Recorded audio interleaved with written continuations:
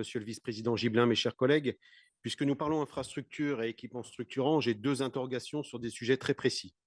En effet, une récente table ronde au Sénat a mis en exergue une situation inquiétante de nos ponts et une dégradation continue de ceux-ci aggravée par le changement climatique.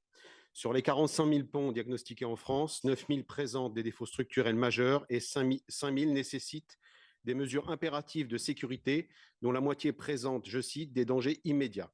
En Occitanie, 9%, soit 700% des ponts, connaissent un problème structurel. Rappelons-nous les incidents récents avec l'effondrement d'un ouvrage dans le Gard à Chamborigot ou encore celui de Mirepoix sur Tarn en Haute-Garonne en 2019. Suite à ce rapport sénatorial, les parlementaires avaient appelé à un plan Marshall. Depuis, l'État a lancé un grand plan national pont, mobilisant 40 millions d'euros pour recenser et évaluer l'état des ouvrages dans 11 500 communes, les besoins budgétaires totaux étant évalués à 2 milliards d'euros. Sans plus d'investissement de l'État, les différentes collectivités propriétaires des voies et donc des ponts locaux se trouvent dans l'incapacité de mener ces travaux coûteux eux-mêmes, d'autant plus dans un contexte de difficultés liées à l'inflation, tant il est vrai que lorsque vous êtes le maire d'une commune, notamment dans la ruralité, et qu'il vous faut choisir entre des travaux dans l'école ou sur le pont, le choix est vite fait. La moitié des ouvrages ayant été construits dans les années 50, ils n'ont pas été conçus pour supporter les charges nouvelles en matière de mobilité, comme les voies piétonnes et les pistes cyclables, sans compter l'augmentation du trafic. De plus, le Parlement européen s'est prononcé en faveur d'une autorisation de circulation des méga-camions, des véhicules circulant jusqu'à 25 mètres de l'eau et pesant jusqu'à 60 tonnes dans toute l'Union européenne.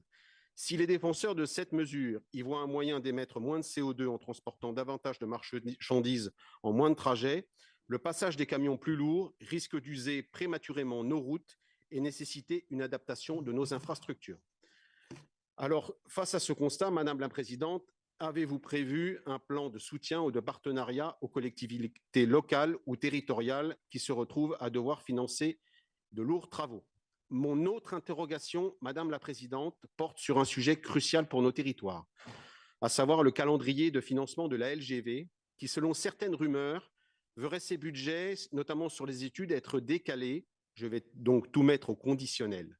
L'État, de par son fameux plan d'économie de 10 milliards annoncé par Bruno Le Maire, nos projets de LGV feraient-ils les frais de ces coupes?